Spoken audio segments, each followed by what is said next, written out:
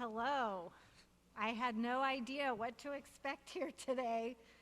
Pat asked me to speak about our shaded fuel break project. Actually, he didn't ask me to speak. I just got a flyer in my email saying that I was speaking. I did too. But it's really great to be here. We're all doing such great work with shaded fuel breaks, forest health, fire resiliency work, and it's really important that we share what we're doing with each other and expand and have more projects in our community. So I'm Karen Youngblood. I work for Usal Redwood Forest Company, which is a small forestry company owned by Redwood Forest Foundation.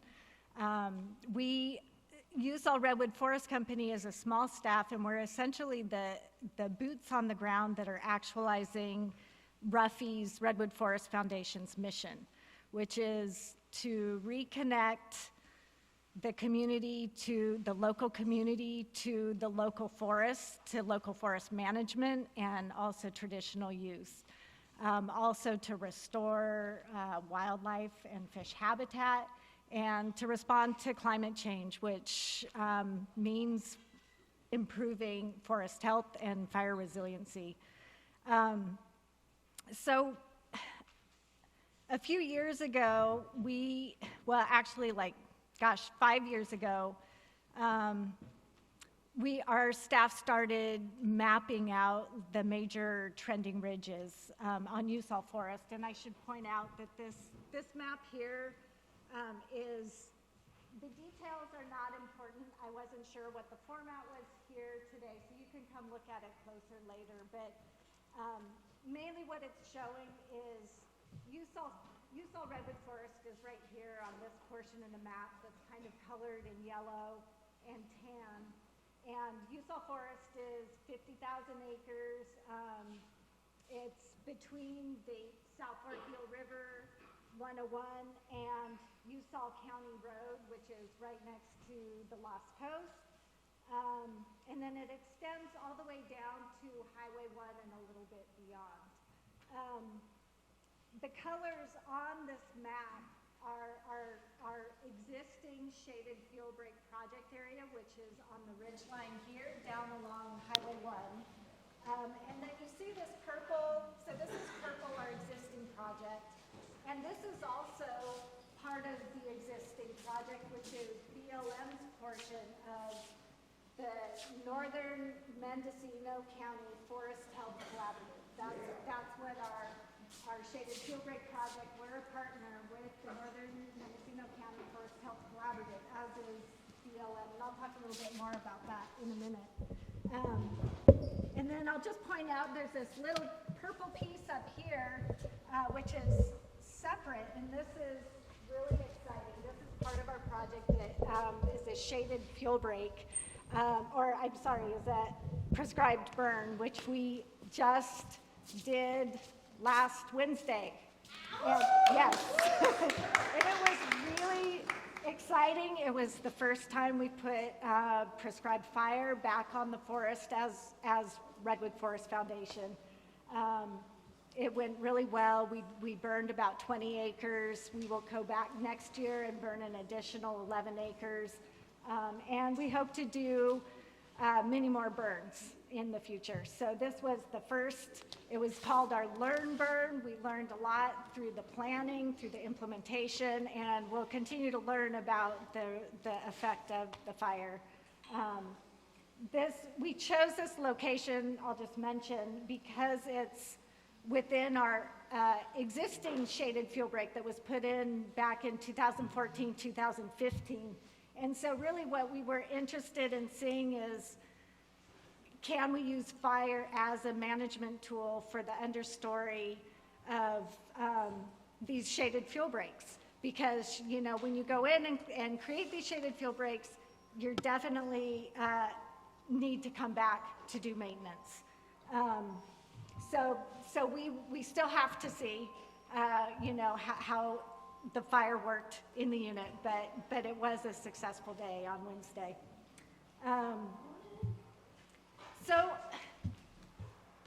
wanted me to talk about sort of how our project developed and with the Northern Mendocino County Forest Health Collaborative. And I have to say that I heard, oh, there he is. Jeff Hedin who's a Piercy resident and works for Piercy Fire Department, volunteer fire department, had been really concerned, as many of us have been, at the hazardous fire conditions in his neck of the woods, specifically Red Mountain Road. And so he took time to really assess the conditions and find ways to get people together to create a project. And he was the first one to connect with CALFIRE, with the Forest Health Program. And meanwhile, at the same time, over at Usal Redwood Forest Company, we were mapping out the major trending ridges. We had come up with a project that we had actually submitted to CALFIRE the previous year, and it did not get funded. And it was this Highway 1 and this WRP ridge all as one project. And the response we got for that was they were looking for something more landscape scale, and what they meant by that was across ownership. So as Jeff was looking at Red Mountain and working with folks over in this region, we were looking at this region, and we got connected with Mendocino County RCD and became partners in this landscape scale project that included this 350 acres on Highway 1 and, well, I shouldn't say Highway 1, on the ridge line that really parallels Highway 1, and this section on BLM along Red Mountain Road. So our Mendocino County RCD ended up becoming the applicant and the project administrator, and Piercy Fire Department and BLM and Redwood Forest Foundation were partners. So we were the collaborative for this first phase. And I don't know if anyone mentioned yet that the solicitation has come out, or is expected to come out in 2 weeks for proposals for the next round of forest health projects. So It's out now, yeah. the solicitation is out now, or they're just discussing? I heard the date, November 13th. Opens like November 6th. Yeah, But it's been yeah, announced, yeah. So now is the time to start thinking about more projects. Our next project that we would like to do is, for the Forest Health Collaborative, we just did this Highway 1 piece on Usal Forest. We'd like to do this WRP as our phase 2. And what I like about this phasing out of these projects is, on this map you can see that we're starting to kind of connect these ridge lines and create a very strategic fire resiliency network. So I guess as far as what we've learned so far and what we'll kind of bring to the table for phase 2 is, I think probably, unfortunately, the main thing that comes to my mind is budgeting. When we first applied for this forest health grant, we had done a lot of research of what contractors charge to do manual thinning, mechanical thinning, and we kind of used that rate for our estimate for our budget. And then gas prices, we got funded, but then gas prices went up, and COVID hit and inflation hit, and by the time we started our project, prices had almost doubled what we had budgeted for. So it's kind of a crazy number when you look at what the cost is per acre to do this work. We budgeted $2,800 an acre for both mechanical and manual thinnings, which is, you know, it was nice that those two treatment types came out the same, but now we're being, it's suggested that we charge like $6,000 an acre, $6,500 an acre. It's just outrageous. But that's what funders are paying, and that's what people are charging. So that's reality. I'm sorry, was that a question? No, okay. So, so budgeting is, I would recommend if you plan to apply for this grant program, that you really spend time on your budget, and in fact, developing the project description for us, a lot of it was creating the budget, because through creating the budget, you're able to identify who is involved, what they're doing, when they're doing it, and you can come up with not just the budget, but the timeline and really the project description. And that'll help you all along the way to carry out your project. You'll have it already scheduled out and budgeted out. The other thing that I think I would say from, you know, that I learned from this project that I really was really rewarding is the collaborative part of the project, and that's just that we have so much to learn from each other, and it was really nice working with all the partners in this project who had different roles, different specialties, and I think it just helped us, and supporting local contractors to do the work really just connected us to a part of the community that we hadn't yet been connected to, and I think it's just gonna, you know, move forward in a really nice way. You know, we'll be able to expand our work and expand our workforce, and bring more money back to Mendocino County. So I think that's probably all I want to say.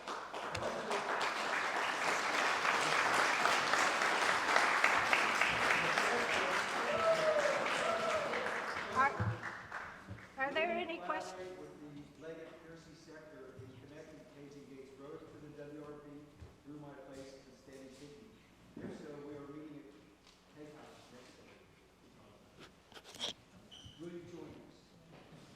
Yes, we would. We definitely are looking. Well, MCRCD will be still leading the phase 2 and selecting partners to work with that, to work in the collaborative. But yes, Stephen, we definitely have your project area on our minds, on the maps, and in our planning. So I've been working with a grazer who charges $1,000 an acre for clearing with his goats and sheep. Is there any talk about animals being part of the equation? Over the years, we definitely have talked about it. I guess what we found, or in the past, what we found is it was just too cost prohibitive. But you know, if you $1,000 an acre and you compare that to the cost of manual thinning or mechanical thinning, that we should talk more later. I think it's, you know, that I guess I'll also add that the neat thing about the CALFIRE program is you can combine, you can do all different types of treatments: meadow restoration, grazing, cultural burning, prescribed burning, biomass utilization. I didn't get to talk about that, but we do have a biochar component of this project, and have just recently through the grant program purchased a char boss, which is air curtain burner, a trailer, And the RCD will will own it and have it available to the community to use. So that's something we can, we'll talk about more probably in the breakout session this afternoon. And then things like grazing, it's just a great opportunity to experiment with different land management techniques. I just wanted to add, I think it's really important that as stewards of this money that comes in from the state, that this money stays local. Yes. Because it's really disheartening being part of these projects, because my businesses, we're up on BLM right now on Red Mountain, and seeing another company from way out of the area and seeing that money leave when jobs are so desperately needed here. So, I'm really going to speak to that with our supervisors, and I want to pass that on to you, but it's really important, regardless of who it is. You've got to keep these businesses doing this work local, because they have a stake in it, because they live in these communities. And seeing these paychecks leave, I mean, that's a big part of why I started my business. But I really got to advocate that when you oversee who's giving these jobs out, RCD, Riffy, whoever, that the contractors are from the area. Yeah, that is so true, and that is very important to Redwood Forest Foundation. It's part of our mission, so I totally agree with you. I was just wondering if any of these projects include leasing outwards, because it seems like we're going to be half of the project. And if we want to really have a historic landscape, we have to bring back the natives that are holding soil and utilities. And so I think that putting the whole system together here is really critical, and a great window of opportunity to bring back the natives, and without them kind of in, like you said, you're in this like retreatment without the natives that are there. Yes. So I think it's really critical to include replanting, reseeding, and getting all that as soon as possible after summer. Thank you. Okay. Good. Thank you.